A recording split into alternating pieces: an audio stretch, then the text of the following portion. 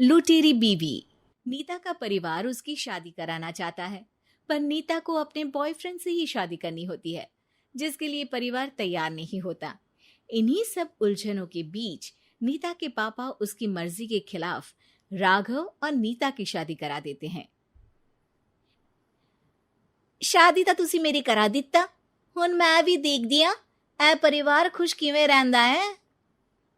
अपने गुस्से के चलते नीता शादी के अगले ही दिन से परिवार में सबको उल्टे जवाब देना, किसी की कोई बात ना सुनना और अपने मन मुताबिक रहना शुरू कर देती है, जिससे घर में सबको दिक्कत होती है, लेकिन नीता को कोई कुछ नहीं बोलता।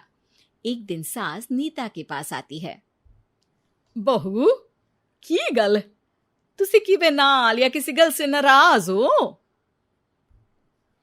तुहानू मेरी फिक्र करन दी कोई लोड़ नहीं, मैं ठीक हाँ। ऐसा बोल नीता वहां से चली जाती है, पर सास की बात उसके मन में रह जाती है। शादी के अगले दिन से ही मैं सब दे नाल किन्ना औखा बिहेव किता, फिर भी आ मेरे तो इन्ने प्यार नाल गल किवें कर सकदी आ। मां नू नफरत करनी नहीं आउंदी, ऐस करके वो सोचती आ कि एक ना एक दिन तुम्हारा गुस्सा भी खत्म हो जाऊगा। यह कदे नहीं हो सकता। इससे पहले राघव कुछ बोलता, नीता का मोबाइल बजने लगता है, जिस पर राघव वहां से चला जाता है और नीता फोन पर बात करने लगती है। जिसके बाद अगले दिन से नीता की जैसे ही आत्मा बदल गई हो, वो बिना किसी के बोले घर के सारे काम कर देती है। उसकी ऐसी काया पलट देख राघव और उसकी माँ हैरान रह जाते हैं। बहू, तबियत शबियत ता ठीक सी? तबियत छड्डो मां, मैनू लगदा इसदा दिमाग हिल गया। ए तुसी दोनों की गल करी जांदे हो? मैं ठीक आ ते मेरा दिमाग भी। बस आज रियलाइज हो गया कि मैं अपने गुस्से विच कितना प्यारा परिवार ठुकरा रही सी। नीता की बात सुनकर सब बहुत खुश होते हैं और अब नीता सास की सेवा से लेकर पति की हर बात मानने लगती है, जिसकी वजह से कुछ ही समय में घर की सारी भाग दौड़ उसके हाथों में आ जाती है। उसी के साथ सास और राघव भी हर काम के लिए नीता पर ही डिपेंड हो जाते हैं। नीता, मेरा लैपटॉप किथे आ? बहू, मेरी दवाइयां। अब नीता अच्छी पत्नी और सर्वगुण संपन्न बहू बन गई होती है और इसी तरह विश्वास जीतते हुए एक दिन तिजोरी की चाबियां भी उसके हाथ में आ जाती है। ऐ हुई ना गल, हुन आएगा जिंदगी विच स्वाद। तिजोरी की चाबियां हाथ में आती ही नीता एक रात सास और पति के सोते ही सारे गहने और कैश लेकर घर छोड़ अपने बॉयफ्रेंड के पास चली जाती है। रवि, मैं आ गई, अब सानू कोई अलग नहीं कर सकता। ते वेख, मैं सारी ज्वेलरी ते कैश भी साथ ले आई। नीता की ये बात सुनकर रवि खुश हो जाता है और वो दोनों साथ रहने लगते हैं, जिसमें नीता पूरा समय काम करती है तो रवि उसके लाए पैसों पर ऐश करता रहता है। मैं तेरे तो प्यार कर दिया, ता करके ससुराल छड़ाई, और एक तू आ जो पैसों दे आगे कुछ भी नहीं देखदा। ओ महारानी, अपने काम तो काम रख, मेरे ते जुबान लड़ान दी जरूरत नहीं, वरना इस घर तो बाहर कर देना है। ऐ मेरा घरा, तेरा ससुराल नहीं, जीवे मन किया रहली, इथे रहन लाई, हाथ चला जुबान नहीं। रवि की बातें सुन नीता के सिर पर जैसे आसमान ही टूट जाता है।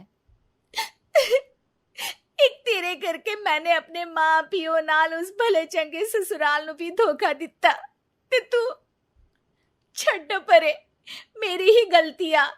जे अखा उत्थे तेरे प्यार दा पर्दा डाल, उस दिन फोन ते तेरी गल्ला विच आ गई। जे नहीं आउंदी ता आज खुशी नाल उथे ही बैठी होनी सी। ए भाषण उन्ना दियो जिससे इसका फर्क पड़े, मेरे कॉल नौटंकी नहीं। रवि वहां से चला जाता है और नीता रोती पछताती वहीं बैठ जाती है। हाय रब्बा, ए मैं की कर दिता, उस घर विच भी वापस नहीं जा सकती। एक ता घर छोड़ा, नाल चोरी भी की, कोई मेहणु माफ नहीं करूंगा। घर कैसे वापस जाए, इसी डर से नीता रवि का घर छोड़ नहीं सकती। इसी तरह दिन बीतते हैं और उन्हीं के साथ हालात बद से बदतर होते जाते हैं। अब रवि पैसों और अपनी मनमानी के लिए नीता के साथ मारपीट भी शुरू कर देता है, जिससे परेशान होकर एक दिन नीता उसे छोड़ अपने ससुराल वापस आ जाती है। जिसे वहां देख राघव गुस्से से लाल हो जाता है। हुन इथे की लेना या हमारी जिंदगी के साथ घर ता तू पहले ही बर्बाद कर गई सी। जान दिया, मेरी गलती माफी लायक नहीं। मैं कमली सी उस ढोंगी नु सच्चा प्यार दे इस सच्चे प्यार नु बोझ समझती बैठी। मैनू माफ कर दो। जे मेरी नूर रानी समझ गई आ कि उस तो गलती हुई आ, फिर किस बात का रुसना मनाना। केड़ी नूर रानी? रानी बोलन जोगा इसने केड़े झंडे गाड़ दिए? मां याद कर, तेरे घर विच चोरी कर बहू ते पत्नी सब रिश्ते तोड़ भाग गई सी। और फिर की मानता रहिया, गलती हो गई सी। एक गलती ता रब भी माफ कर देता ते तू और मैं ता सिर्फ इंसान ही आ। माफ कर दे, मैं बोल रही आ ये दोबारा कदी कोई गलती नहीं करेगी। इसदा नहीं ता मेरा ही भरोसा कर ले। ठीक आ, जिवे तुहानू ठीक लगे, पर इसे बोल दे मेरे कोलो कोई उम्मीद ना रखे। तुसी जीवे कहोगे।